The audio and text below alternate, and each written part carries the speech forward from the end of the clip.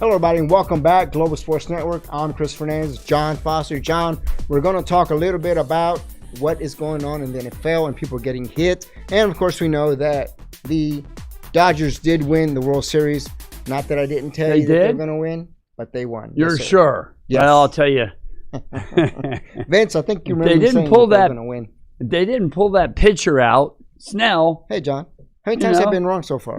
There's where analytics run into not taking observing right. Players' ability that day. I mean, just a big mistake. The Dodgers couldn't have been happier. Mookie Betts and the whole team, they talked to the whole team. Hey, great, you're pulling them out. That's terrific. So, right. And I think when the Dodgers saw that, they were so happy. They were. They were all ecstatic. I think we talked about, John, the other day was, the analytics, what makes it the things go smooth for a team may not make it for other teams. In this case, the human error or the human emotion and substance and decision making took part here. Yeah. Where, the Dodgers were like, okay, great, we're doing it. We're getting this guy out here. Okay, great. That was based on the analytics. Total analytics. They pulled him out. Right. And rates, they correct. need to be used together, Chris. I think right. you'd agree with that. Yes. Where you know the analytics of a situation. And what it was here, they didn't want the batters to face that, the third time. In analytics, the numbers show you that most of the time, the third time they start hitting you. But they weren't hitting him. He had their numbers in this game. And that's where the coach has to make a decision here. Hey, and not only that, but talk to the pitcher. Just go out there like our great manager, I'll call him great, I love this movie made, Dusty Baker, walked out, and like he said himself, he doesn't usually change his mind when he makes up a decision to make a move or do something. But he walked out to the mound and he looked Charlie Morton in the eye, and Morton, gave him, no, I'm ready. And he changed his mind. He said that's one of the few times he changed his mind, and it paid off. Or not Charlie. Right. I'm talking about Greinke's. Right, yeah, from Greinke, correct. Sorry. And John, and it's the human factor, the human error or human factor where you make a decision for the good or for the bad. Right. When you do analytics and you're going robotic and you're going computerized, they're not making the gut decision, leave him, take him out. And in the case of the Dodgers, they benefited from that. But a lot of the coaches in Major League Baseball and in any sport, they'll go with a gut feeling, John. The Tampa Bay Rays, Chris, really use analytics the whole season. That's what they go by. That's what the manager does. And like Charlie Morton, he was upset when they pulled him out. Right. And now they pulled Snell out. And as much as it worked out with Charlie Morton, they won that game. So, Morton had to say, well, he knows best. That's the way it is. But here, this guy, and in the past too, there was a lot of analytics that said that this guy, after the sixth inning, goes way down, like a 30, 40% drop in what's going to happen. So, but there's where you have to have the human factor of being a coach and knowing what somebody's capable of doing and sticking with them. So, that's a shame. But I think the better team won here. Right. Just because the stats and analytics show you that, after the sixth inning, 30, 40% success rate drops, that doesn't mean that, that you're going to be wrong if you throw that out the window and you use your human factor, your guts, and say, factor, I'm going to stick with him. Feel and of most the of game. all, respect, John. Right. Feel of the game. Go and talk to your pitcher, Yeah. Have the respect for him. I would think so. If I've never managed the baseball, but yeah, I would want to know how, and I'm sure he does. I'm positive. How you feeling today? Talk to him. Now, how much they respect on that or how much they think of a person, but he was throwing a hell of a game here. Did big mistake. The Dodgers not that they would have won. Right. Anyway. Did the Dodgers a big favor? Yep. You should have left him in there, John. Yep. Well, Chris, NFL, the Houston Texans, it doesn't look good for them. 1-6. J.J. Watt, he's involved possibly in a deal with New England. What do you think about that? Well, we talked about it. It'd be a 2-for-1. You're looking at J.J. Watt and possibly Will Fuller going over there, John. Will Fuller, that's correct. Right now, you have $5 million that's open for the Texans right now as far as trading and looking at. They don't have any trade on their side. They don't have anything they can look at and say, "Oh, let's wait for the draft." There's nothing there for the draft for them. Nothing. So if they can make space for the cap and money in there with getting rid of JJ, getting rid of Will Fuller, and both of them going to the Patriots, I think that would be great for them right now, John. Just a matter of how much money can they get. Right. The big or how many trades can they get? Trades and money. I think you should be able to get money. They're talking. Nobody's talking first round, which I just don't understand. Yeah. But second round for JJ, they're looking at, and Will Fuller a third or a fourth round. But if you do that, you really give up the team for the incoming coach. You take away Fuller, you take away the offense. That's the default threat. If it's like that, John, then I have to thank John. That they decided to not abandon ship, but rebuild both on the defense and so that means, and somewhat on the offense. Right, John. and then that means that next year it's a rebuilding year. Yeah. If you keep these guys, and you let the new incoming coach, like we were talking about, Kubiak's in consideration now. And also we had this new guy named Robert Salas, which was, of course, he was a coordinator here in Houston back in 2016, 2015, John. And he was basically coordinating the team defenses for the Texans. We were at training camp at that time when he was there. And then he has moved on to other teams, most recently San Francisco, where he was the assistant to the defensive coach. Correct. Yeah. So, but I like the other one. I like Kubiak just because he's had the experience and just because after leaving us, he went and got himself a Super Bowl trophy, John. Yeah, it'd be cool to have Kubiak back here. I don't think that's likely. Let me tell you, from the offense we're running now to what we're doing with what Kubiak runs, right? It's very similar to sorts where you're zone blocking. You're blocking the guy to the right and the inside of you, which is something that a lot of folks did back in high school. So it's something very similar and very easy here to run. The only thing is you got to have quick, fast-moving guards and tackles to must be able to shift and move right, shift and move left. And running back, same. Cut across, zoom across, go around. And I think that's a better offense built for Deshaun Watson. Right. I mean, he has all the tools there, and that's what I'm saying. If you take away Fuller and you bring in a Kubiak or, possibly the Michigan coach. Right. Jim Harbaugh, right. Harbaugh. If you bring I him, like Harbaugh. Definitely. They would never have those problems bringing in Jim Harbaugh that we have always starting games slow. Man, he makes sure the team is popping and hopping and out there, and he works them too hard. Problems with Jim Harbaugh from sources are saying, him getting along with front office staff. Right. He's really hard on the players, so sometimes he's not. Respect on the owners. But I'd rather have that and give that a shot, him or Kubiak, somebody that can come in and right away and take these tools and make them work. Right, and from our understanding, Jim Harbaugh has gone through this before. He's done a rebuild. He's brought people back. He's brought teams back, has revived them and brought them. He did that with San Francisco. That is he took correct. A losing team. Sir. People said that they couldn't win with this. The Chicago Bears Singletary. He's like, I can't win with this. Well, the next year Harbaugh takes it over. They go to the AFC Championship game. The next year they go to the Super Bowl. Right. There was that fringe going on between Mike Singletary and Jim Harbaugh as they took over. And, of course, they wouldn't respect. He lost the locker room, as you say, John. Right. And they no longer wanted to play for Mike Singletary. And, of course, Mike Singletary was an awesome linebacker for the 85 Bears. And that's where he got most of his toughness. But sometimes you got to give a little bit tough love, not just be tough, John.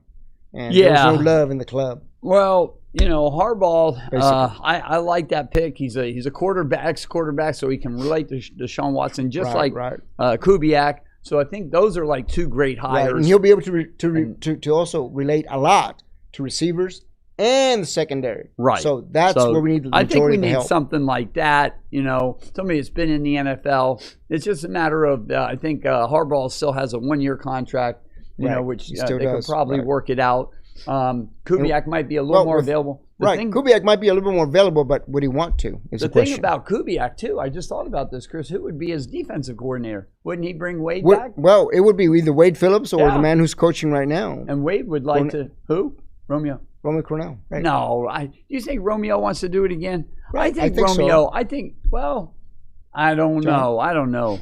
His gig is being defensive coach. Yeah, that's his gig. That's true. That's what he does. That's always a choice. But I think if Kubiak came in, definitely he'd probably bring Wade in, and if Romeo wanted to stay around, be great. Keep him in that assistant position that he's in I right think now. That's the great hurrah, the great goodbye for Kubiak, is walking out a champion in a World Series, in a Super Bowl. John, being in Tampa, winning Super Bowl this year, winning Super Bowl 55, leaving after proving himself again, Gary Kubiak, especially here in Houston after that awful 2-14 when he left. John, I think that would be great for him. New England might be headed down that road at 2-4 with a tough game coming up this weekend. They have the Ravens going. But Chris, you know what I'd like to talk about? How about the hits that are going on in the NFL right now on quarterbacks? Right. Last night there was one. Right. You just watched that. Teddy Bridgewater, Bridgewater got hit. Fowler went ahead and threw a foot out there, a leg out there, and tripped him up. Leg. And then he was able to sustain himself, pop back up, and then he received a hit from either a safety or linebacker, couldn't tell. But he took a shot to the head with the shoulder. At least it wasn't a helmet. But still, he's falling one way. I mean, you got to know you're knocking this guy out.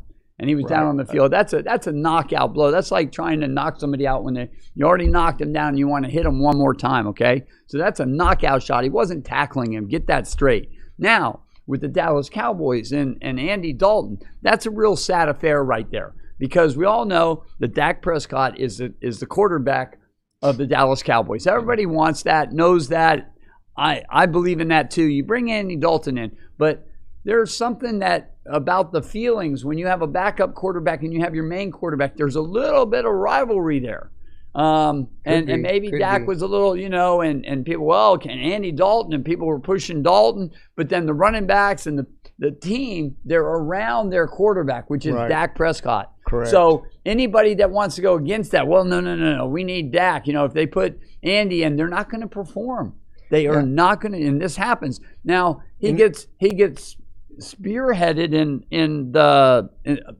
he gets slammed, John. He didn't get spearheaded. He gets slammed. The guy torpedoed himself. That torpedoing and led with the helmet to helmet on Dalton. But the sad thing is, was very obvious. It proved that they really don't care about Andy Dalton.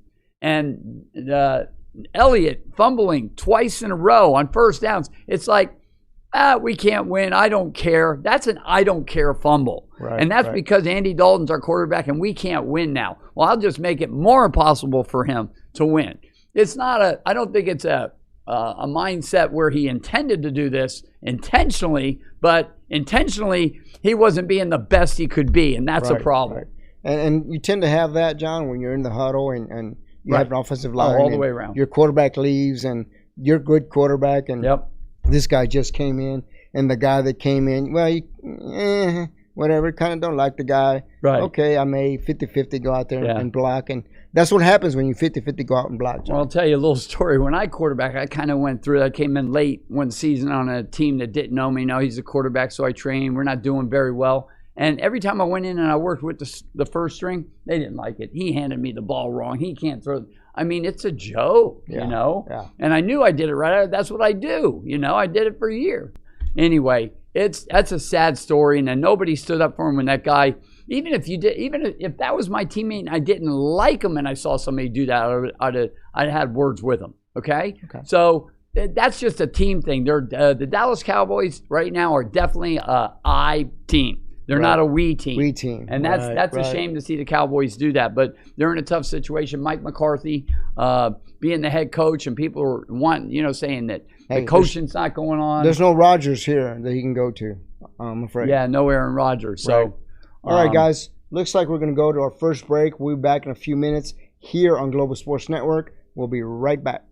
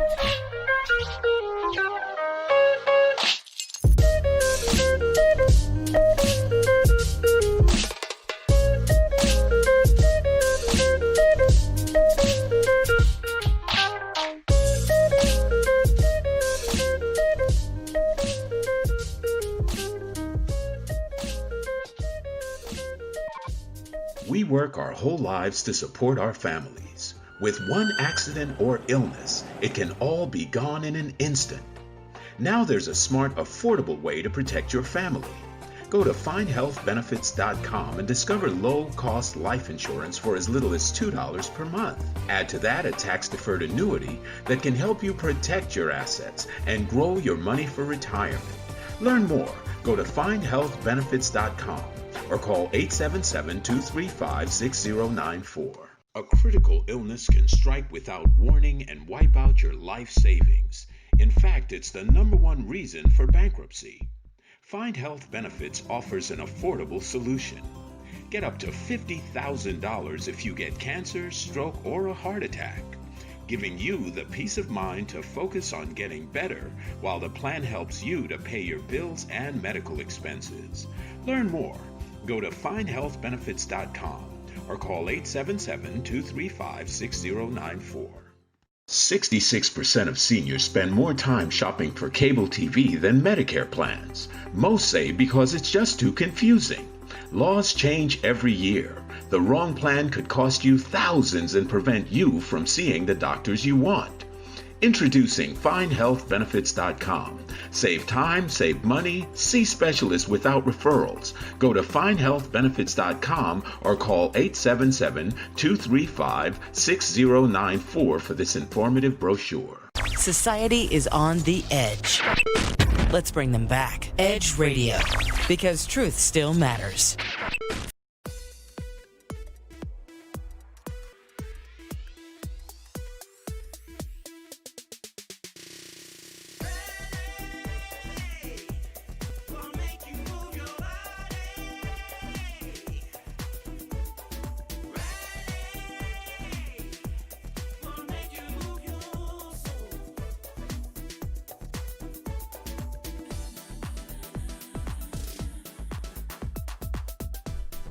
All right, everybody, welcome back, Global Sports Network. John, what is in the coach? Houston Rockets have a new coach, John. This is exciting. What do you think about it? I don't know. I'm surprised. I mean, somebody's excited. It's not me, but whatever. Jerome Solomon, he's sitting here writing about, this is a good hire, Silas. He's been training Silas. He's been training his whole life to be an NBA coach. Has he ever dealt with superstars like Harden and Westbrook before? I mean, maybe there's a relationship going on there that most of the public isn't privy to. So, I mean, if that's happening, then fine. But, I mean, that's a big gamble, Chris. They gave him a 4-year contract. Wow. I mean, I don't know all the details on this, but no, I'm not excited about it. You excited about it? No, I'm not. Stephen Silas, his father, of course, played also in the NBA. His father's Paul Silas, John. That's terrific. And he was his assistant to Dallas Mavericks in Dallas, and basically that's the merit. Perfect resume. That's perfect. I think that's perfect. And that's the merit. Take over a team where you got two superstars that have no direction, and you're gonna. But you know what? In the interview, I'm just knocking this. In the interview, there must be something that he's saying that makes it work. Right. And I hope that he has Harden and Westbrook's ear, because these guys aren't going to listen to a rookie. I don't know. I see it that way. So if he's trying to give him direction and the minute it goes bad, he's got no backbone to stand up on like Van Gundy or John Lucas. Right, exactly. You have no real show experience to say, hey, go and correct this guy Harden or this guy so-and-so. How are you going to correct them? You have no experience, John. It's a tough spot, There's no real coach experience in there. And of course, you take into account also, what if these rumors are true? And what if Morey, of course, this was a few days ago, Morey is with 76ers, just signed as operations coordinator, manager, director. He's planning on wanting to take Harden. I mean, what if these rumors are true and they're able to do that, John? I'm just sitting here reading as we talk right here. And this guy Silas has nothing. Fertitta has there's no interest in trading Harden to the 76ers. And maybe it's some of these sports talkers. Right. Chris, that's what they call rumors. The rumors. That's exactly what it says here. Rumors that Morey would try to take James Harden and be the perfect fit with the 76ers. But Harden still got 44 million left for this season, and then another 43 million coming to next season, total of 45 million, John. So I don't think he'll be leaving. And the other thing is he's going to have to request that he wants to go. And then if the Rockets decide to let him go, right, that's a totally different thing there. And so I know it'll be pretty hard for him to get out. Our show follows up a very good show right after with some real basketball players here. And, they can get a little more in depth on this. In fact, I might have to hang around or watch their show. I want to see what they have to say about Let's this. see what they have to say. In the basketball. Definitely. Because it's very detrimental what you're doing right now, which is you're hiring Silas because either one, you're going to make the team a whole lot better. Right. You're going to bring in a big guy because you don't want the small ball. I'm going to assume the other would be because you just might be rebuilding. It's one of those two that they're going to be working with Silas, because if there's rebuilding, if there's losing, and you have a coach that's not the most experienced coach, John, then are you looking at the factor being numbers, money? Are they that bad off money? Also, I know not the same sport. I missed the train on this, but the Astros are cutting jobs, John. They're cutting jobs in on their team. Who? The Astros. They're cutting jobs. Oh, they're at in the front office or on the team? No, around. Like helpers, people, greeters, people that are regularly employed by the Astros. Well, you got no games, and there's no guarantee that games are going to go on next year. I'm so you got to let these people go. What are you going to? You're going to keep paying them unemployment? No. But they're signing contracts and they're giving players millions of dollars. So you're like, what? It's just that's just a business. I don't think I don't see direct correlation. A correlation with. That's how I look at it. I mean, that's just business. So you don't think that you don't think they're because of COVID to cut these people loose? Because Chris, I think because of COVID, it's nothing wrong with it. I think because of COVID, they have no money. The team's going to be paying all that unemployment, right? Right. So I mean, you got to cut them loose. Same thing for the Rockets. I think it's the same job for the Rockets. Of course, in all sports, they lost billions of dollars. Baseball lost billions of dollars. Football, billions of dollars. I don't think that you want to put the future of the team on a coach that doesn't have all that experience and is not a built-up coach to coach. And I think the Rockets have made a bad decision. Right. And from what I know. Anyone else that was out there maybe was too much money. That could have been the factor, John. Don't know. Just taking a shot in the dark. Being that I can't see right now, I'm being pretty fair. Shot in the dark. Oh, man. Yeah, you having problems with that one eye there, huh? Yeah. It's my good eye. Yeah. Chris went through a triple bypass, man. I can't believe that. That's tough. Yeah, that was about 3 years ago. Wow. Yeah. Might have to go visit Getting that again, tough. John. I think you're going. Yeah, he's going to take a little visit. Got it. Yeah. I got to go visit the doctor today. Prayers out for Chris when he goes. Not doing too well. Yeah, he doesn't have to go through that again. All right. Well, talking about the Texans, Chris, you like the J.J. Watt possibility trade to New England. Right. With Will Fuller. That's one of the things we're talking about. And one of the other possibles we talked about also on another show, John, was that we talked about maybe Wisconsin. Yeah, I like Green Bay. I mean, because he loves Green. He grew up to play for the Green Bay Packers. The problem there, Chris, with the Green Bay Packers, they have two good their pass rush is good. That's not a problem. And I like what you said. Now they have a third, Now they have a third, yeah. And J.J. Watt wouldn't be a third guy. And Rodgers is not going to say no to a deep threat. I don't know why you just can't take J.J. And I think the Texans should have been doing that. You run them up in the middle. You run them. You put your good two defensive ends there, and you put J.J. next to one of them. What are they going to do now? Well, good luck. And they have, John. They use them on the outside. They use them on the inside. They use them on the edge. They've used them on the other side and the other side. Look at it like this. You have 5 guys, and you're playing pickup football or pickup baseball, whatever. But you're the only guy running, and I've done this before.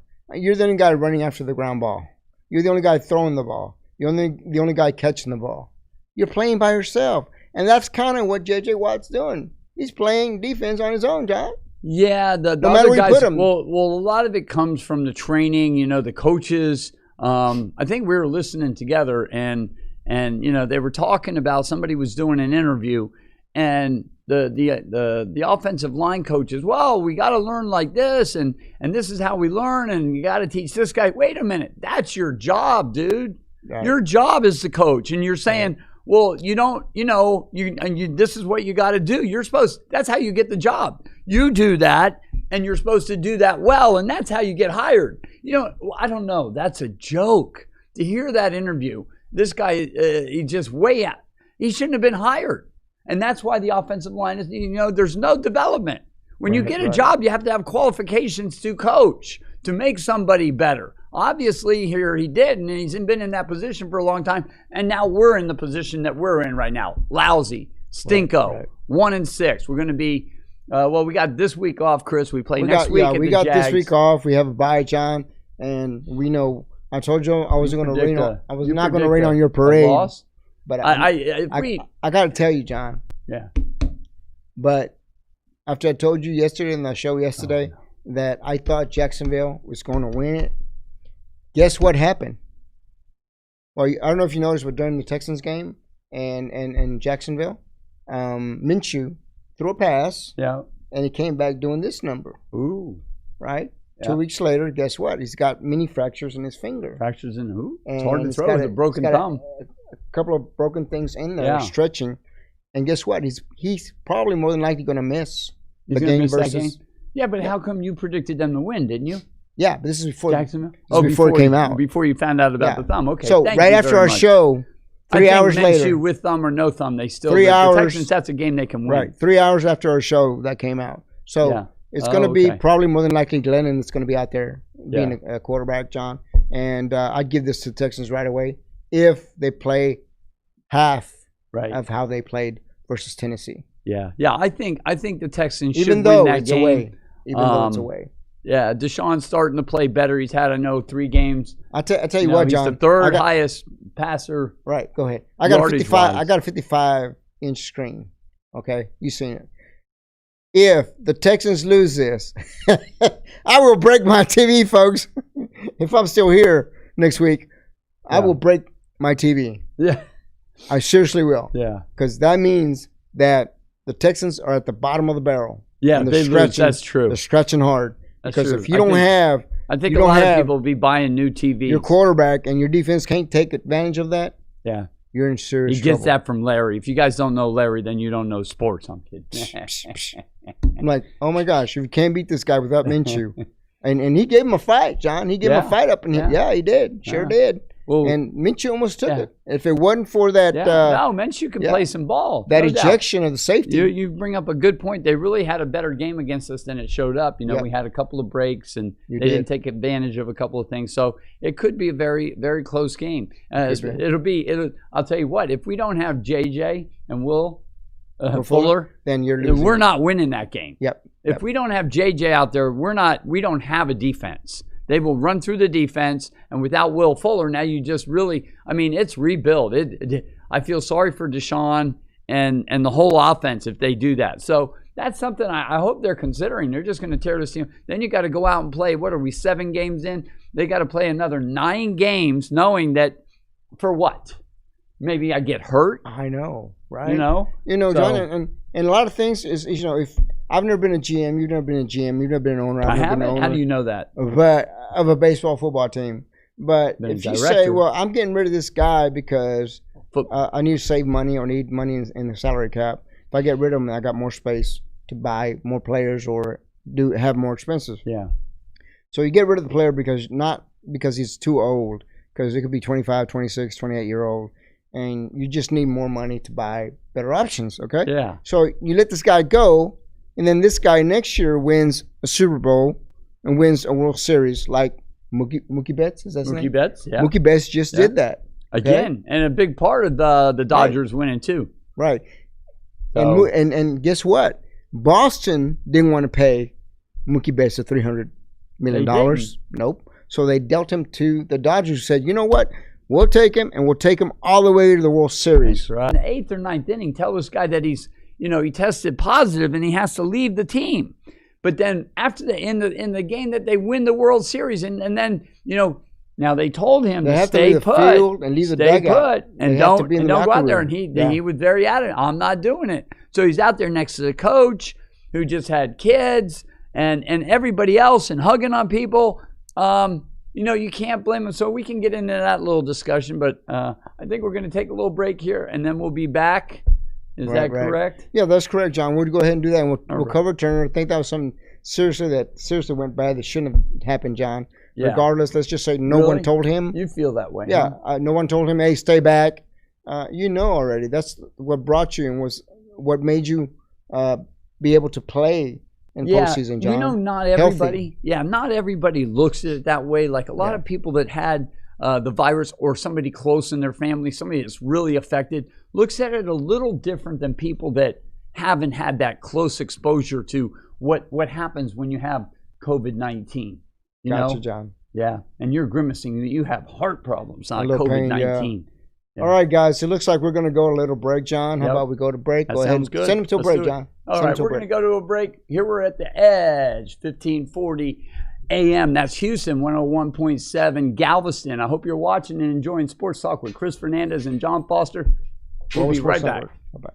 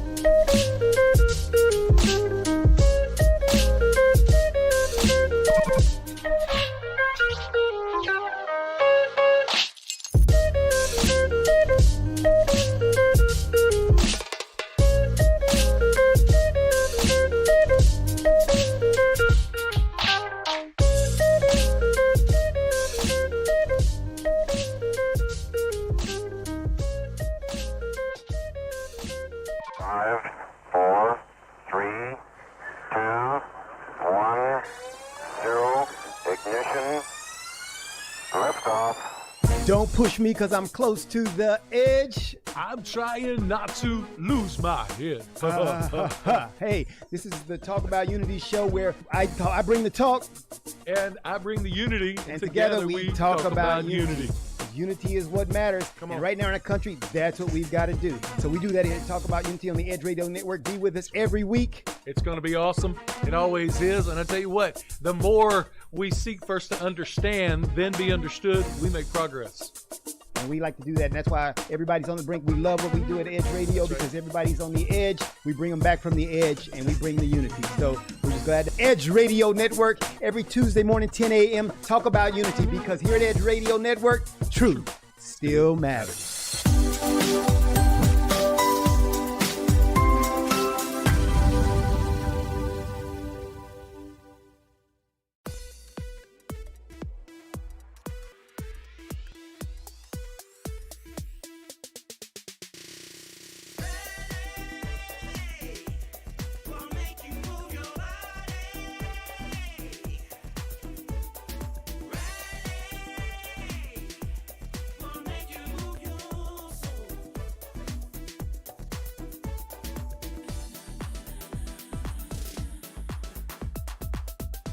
Hello, everybody. Welcome back to The Edge. Chris Fernandez, John Foster, and we're talking sports. I told Chris, he said, what are we going to talk about? We're talking sports today. I was like, hey, I forgot. I was like, wait a minute. I don't feel so well. What are we talking about? Sports. Yeah, I was like, okay, great. TV drama. No, we're All talking right. about Turner, right? The Turner Yeah. issue. Well, John, I know what you're saying.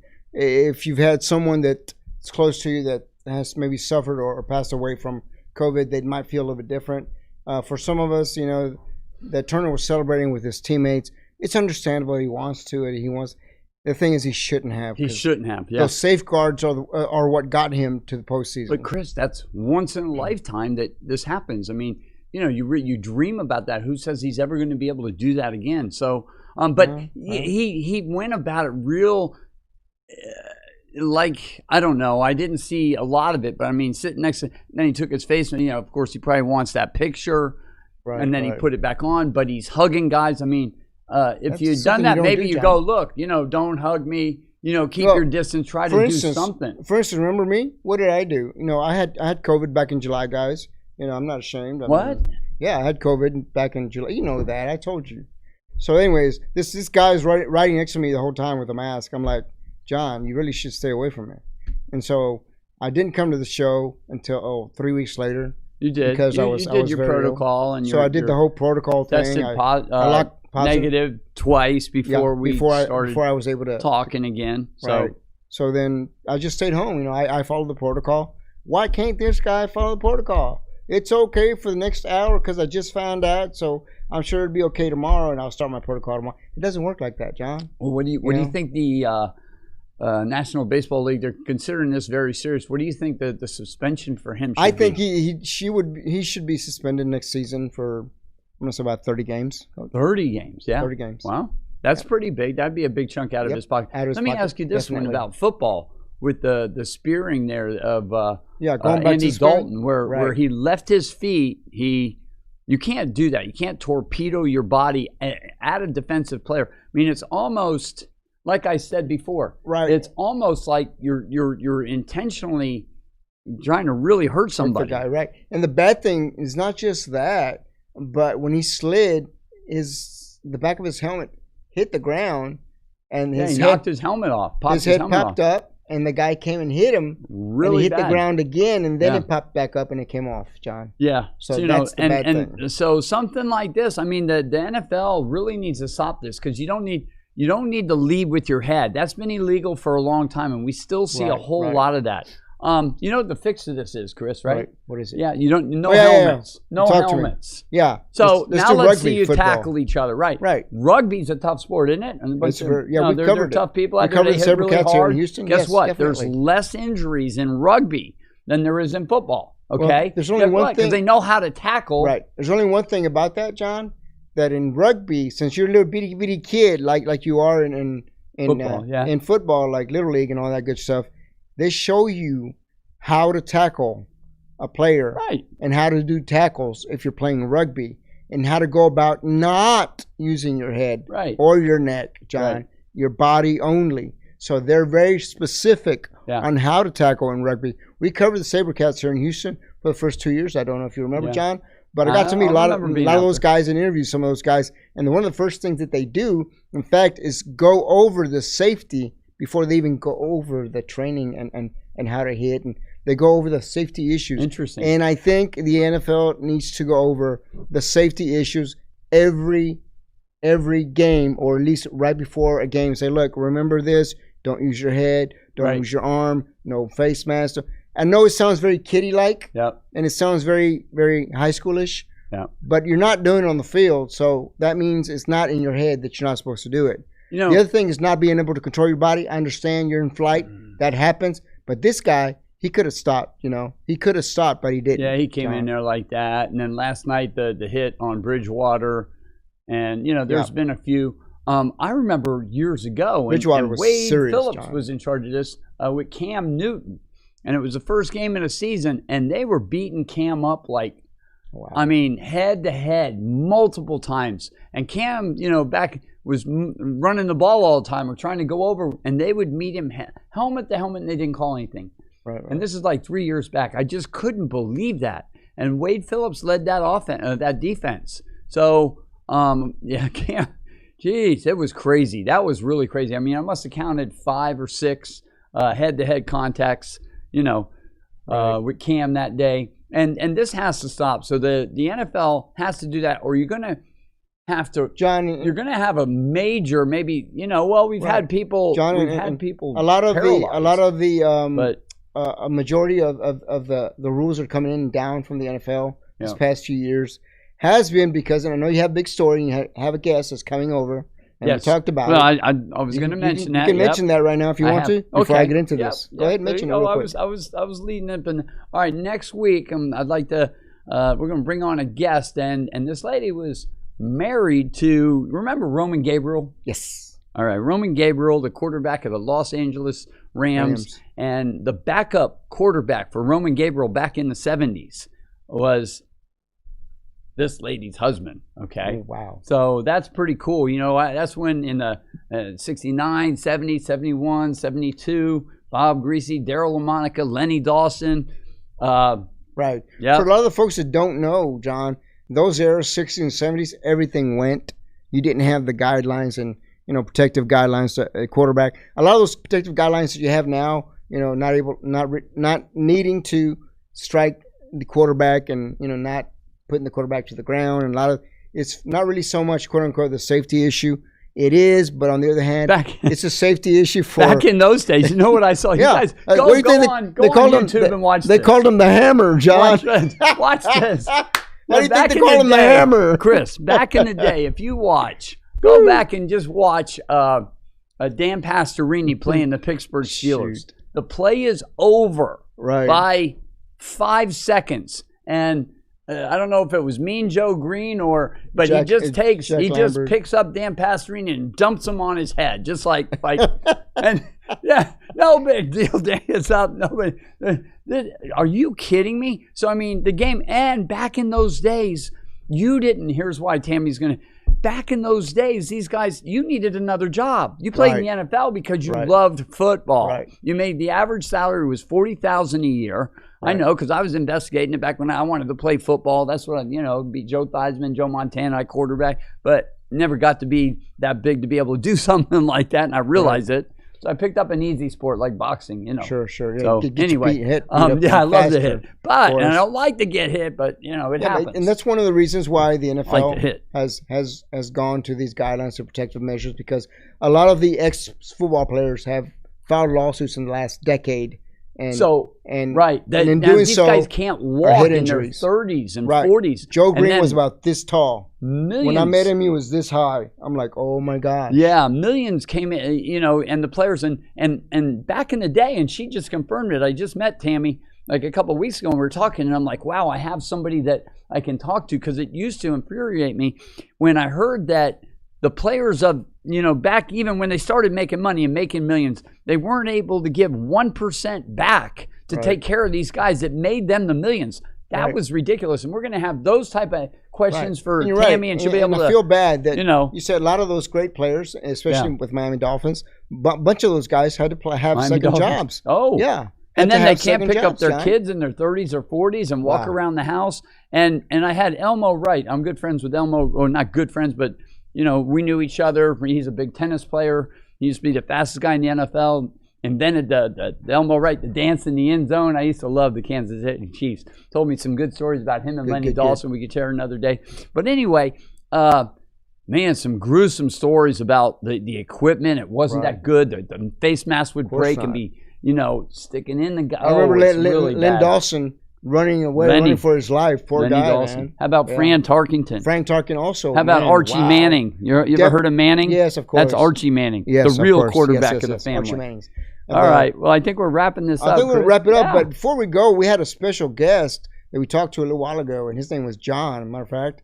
And John was telling me that there was some hot news and fresh news, John, that somebody got coronavirus. I said, okay, John, can you tell me who it was? He said, man, I don't remember. I didn't hear, right? I said, okay, can you tell me which team it was? He says, well, the Texans, Chris, yeah. I couldn't remember. Yeah. Guys, if you have news we can use, great. Also, give us a name, a last name at least, or a team. Wait, at least the sport you're talking about. Yeah. So we can have an inkling of what you're talking about. Yeah, and you guys, we're going to sign off. We're going to sign off, guys. Hi, everybody. Thank you for joining us this Friday. It's a great, cold Friday. Awesome. Winter's on its way. Hey, go trick or treat. Go have fun. That's right. Halloween. Edge Radio, 1540 AM. Signing off. Till next week. Global Sports Network. Goodbye. Have a great day.